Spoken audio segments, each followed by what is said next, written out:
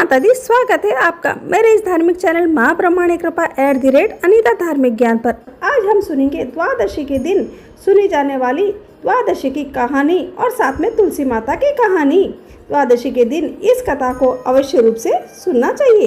एकादशी व्रत के पूर्ण फल की प्राप्ति के लिए द्वादशी के दिन व्रत का पारण किया जाता है। द्वादशी के दिन प्रातः स्नान करके भगवान विष्णु और माता लक्ष्मी की पूजा करनी चाहिए और तुलसी की कथा और द्वादशी की कथा जरूर सुननी चाहिए और फिर भोजन ग्रहण करके व्रत खोलना चाहिए। पौराणिक मान्यता के अनुसार क्षीर सागर मंथन के समय भगवान विष्णु के आनंद अंश में तुलसी का प्रादुर्भाव हुआ था। स्कंद पुराण की कथा के अनुसार जो व्यक्ति द्वादशी तिथि की रात्रि में जागरण करके तुलसी माता की कहानी और द्वादशी की कहानी सुनता है, उसके समस्त पाप और 32 प्रकार के अपराध नष्ट हो जाते हैं। त्रेता युग में स्वयं भगवान राम ने राक्षसों के वध हेतु सरयू तट पर तुलसी लगाई थी और लंका में माता सीता ने भी अशोक वाटिका में तुलसी का ध्यान किया था।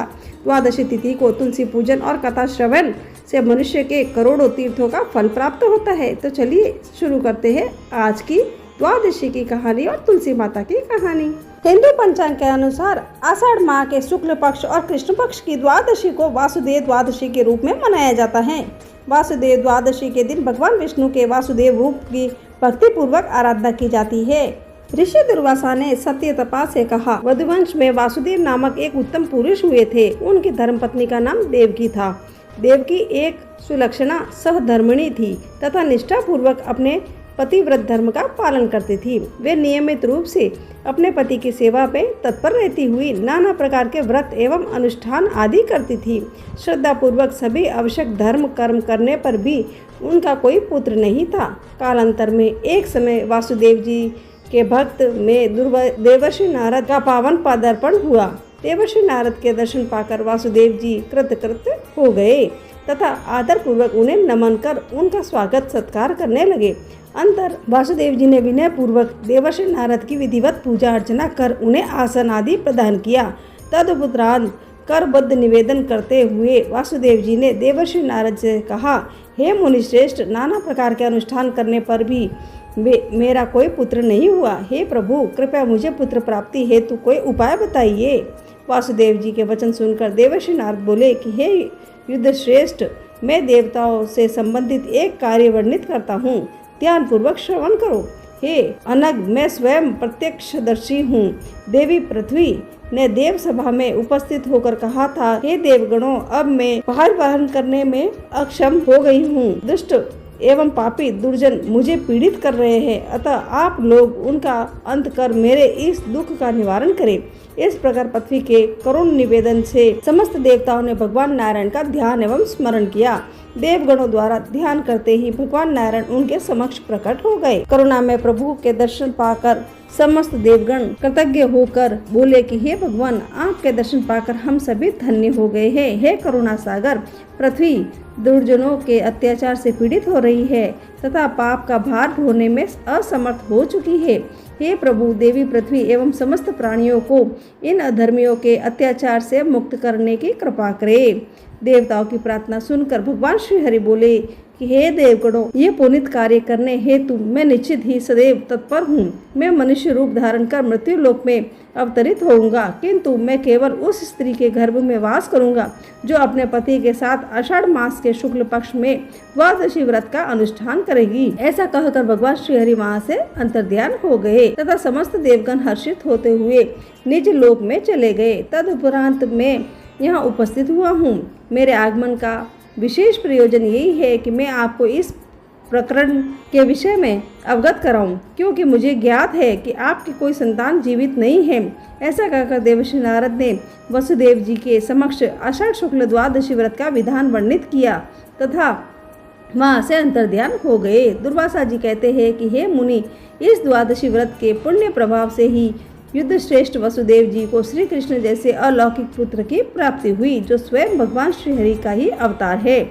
इसके अतिरिक्त वासुदेव जी को महान सुख संपदा, यश, कीर्ति तथा वैभव की प्राप्ति हुई। आजीवन समस्त प्रकार के सुखों का आनंद लेते हुए अनंत समय में वे भगवान श्री हरि के शाश्वत धाम को प्राप्त हुए। हे महामुने, आषाढ़ मास में किए जाने वाले द्वादशी व्रत का महात्म्य मैंने तुम्हारे समक्ष वर्णित कर दिया है, इसका यथाशक्ति पालन करो। इस प्रकार श्री वराह पुराण में वर्णित श्री कृष्ण वसुदेव द्वादशी व्रत महात्म्य संपूर्ण होता है। अब मैं आपको तुलसी माता की कहानी सुनाने जा रही हूँ। आप सब भक्तगण ध्यान से सुनिएगा। एक ब्राह्मण था, वह प्रतिदिन मंदिर जाता था। वह प्रतिदिन तुलसी माता की पूजा करता था।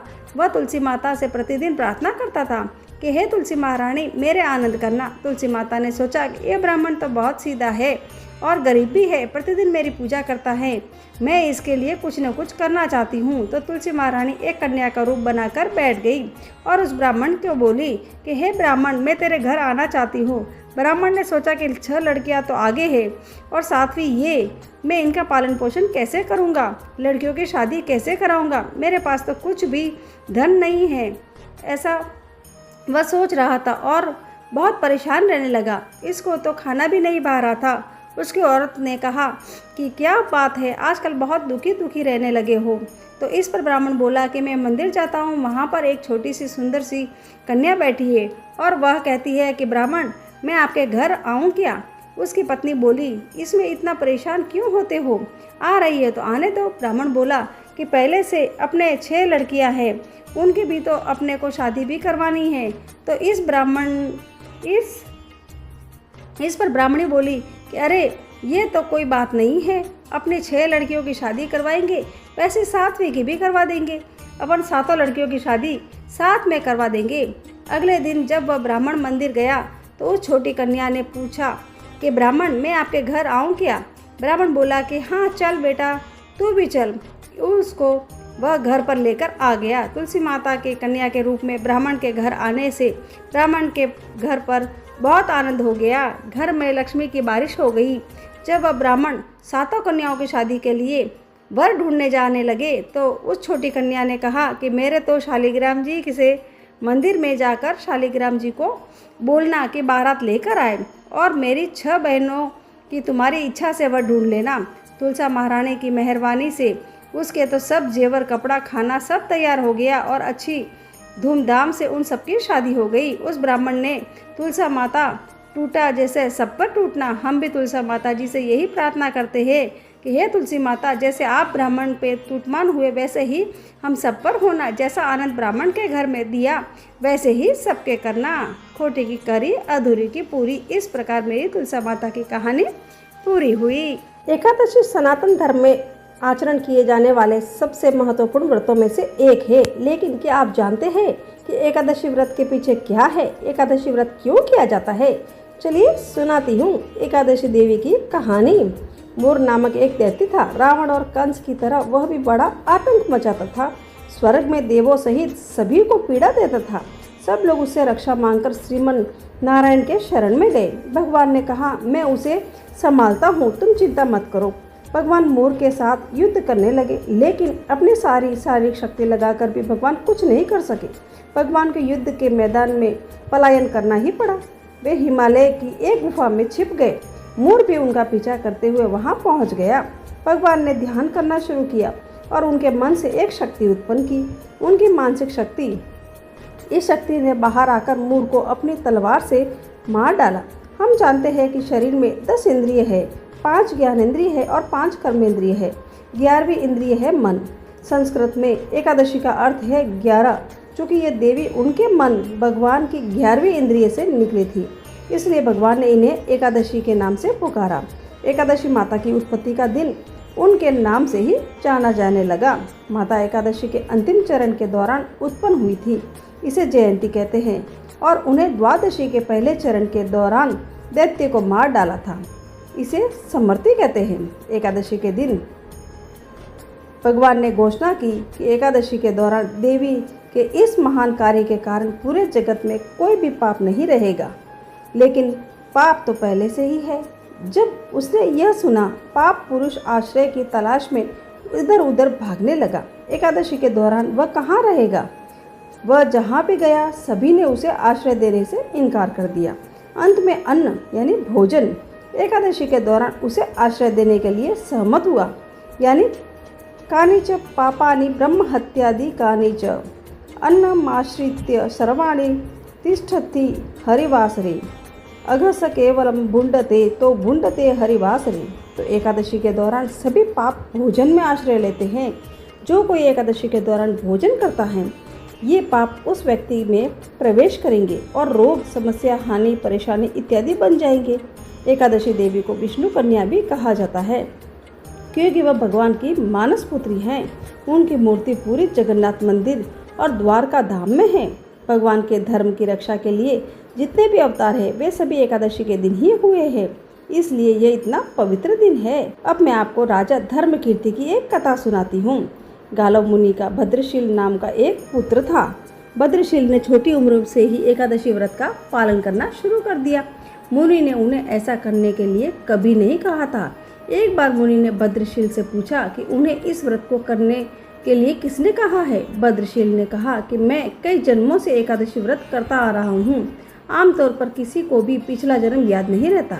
जब तक आप माँ के गर्भ में होंगे तब तक आपको पिछले जन्मों की याद रहेगी, लेकिन जन्म से ठीक पहले यह स्मृति मिट जाती है।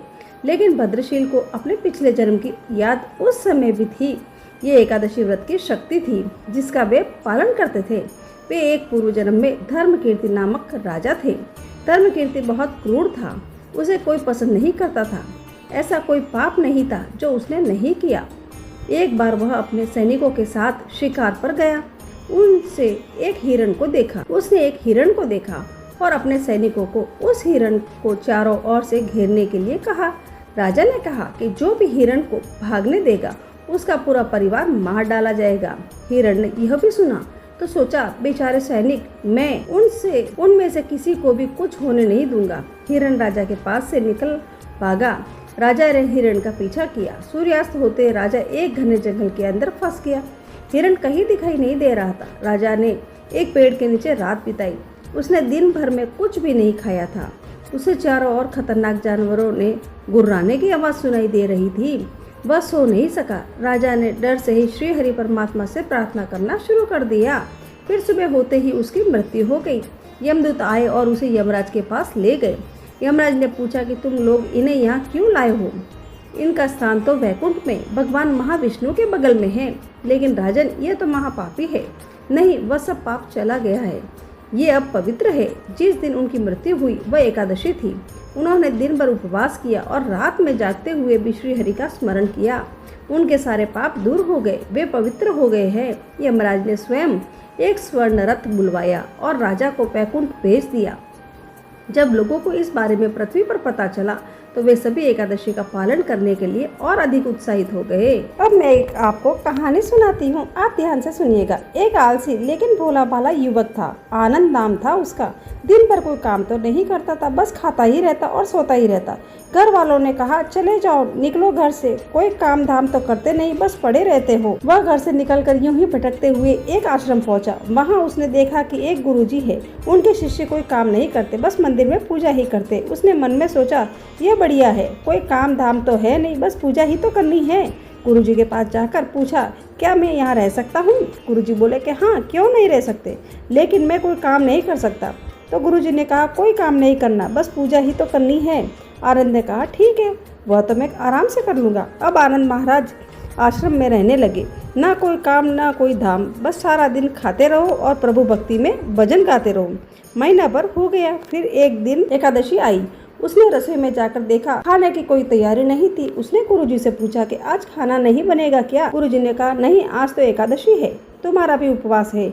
उसने कहा, नहीं, अगर हमने उपवास कर लिया तो कल का दिन नहीं देख पाएंगे, हम तो नहीं रह सकते, उपवास हमसे नहीं होगा, हमें तो बहुत भूख लगती है, आपने पहले क्यों नहीं बताया? गुरुजी ने कहा, ठीक है, तुम ना करो उपवास, पर खाना भी तुम्हारे लिए कोई नहीं बनाएगा, तुम खुद बना लो। मरता क्या न करता। रसोई में गुरुजी फिर आए। देखो, अगर तुम खाना बना लो तो राम जी को भोग जरूर लगाना। नदी के उस पार जाकर बना लो रसोई। ठीक है। लकड़ी, आटा, तेल, घी, सब्जी लेकर आनंद महाराज चले गए। जैसा तैसा खाना भी बनाया। खाने लगा तो याद आया, गुरुजी ने कहा था कि राम जी को भोग लगाना है। वह भजन गाने लगा, आओ मेरे राम जी भोग लगाओ जी, प्रभु राम आइए, श्री राम आइए, मेरे भोजन का भोग लगाइए। कोई न आया तो बेचैन हो गया। यहाँ तो भूख लग रही है और राम जी आ ही नहीं रहे। भोला मानस जानता ही नहीं था कि प्रभु साक्षात तो आएंगे नहीं, पर गुरु जी की बात मानना जरूरी था।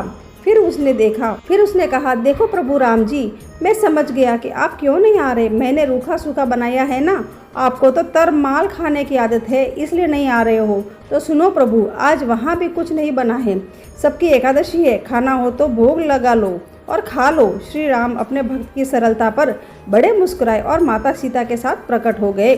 भक्त असमंजस में थे।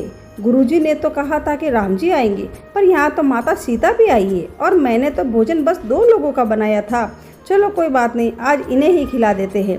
बोला, प्रभु मैं भूखा रह गया, लेकिन मुझे आप दोनों को देखकर बड़ा अच्छा लग रहा है, लेकिन अगली एकादशी पर ऐसा नहीं करना।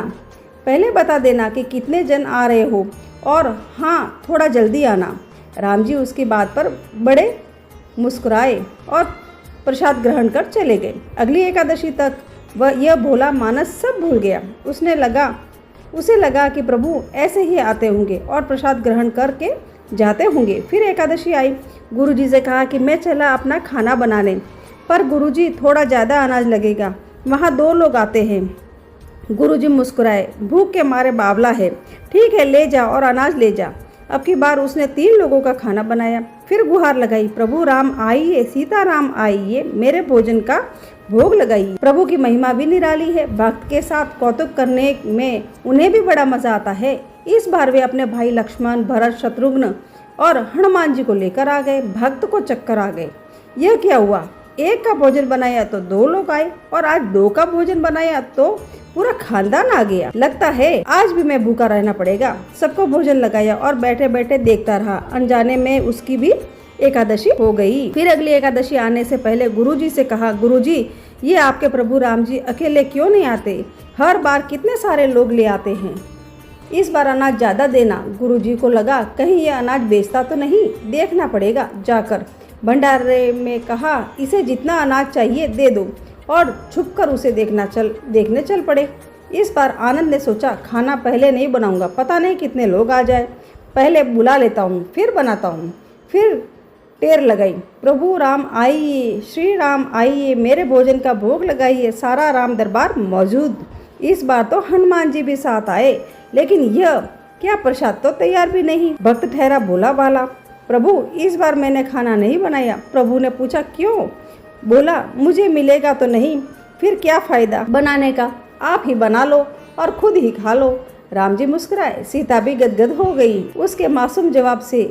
लक्ष्मण जी बोले, क्या करे प्रभु? प्रभु बोले, भक्त की इच्छा है तो पूरी तो करनी पड़ेगी, चलो लग जाओ काम से। लक्ष्मण जी ने लकड़ी उठाई, माता सीता आटा सानने लगी।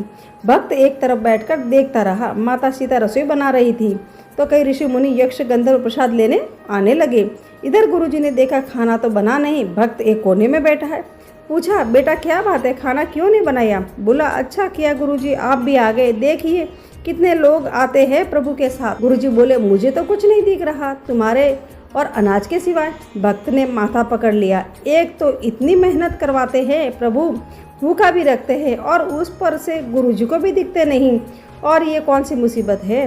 प्रभु से कहा कि आप गुरुजी को क्यों नहीं दिख रहे हैं? प्रभु बोले कि मैं उन्हें नहीं दिख सकता। आनंद बोला, क्यों? वे तो बड़े पंडित है, ज्ञानी है, विद्वान है, उन्हें तो बहुत कुछ आता है, उनको क्यों नहीं दिखते? प्रभु बोले कि माना कि उनको सब आता है, पर वे सरल नहीं है तुम्हारी तरह, इसलिए उनको नहीं दिख सकता।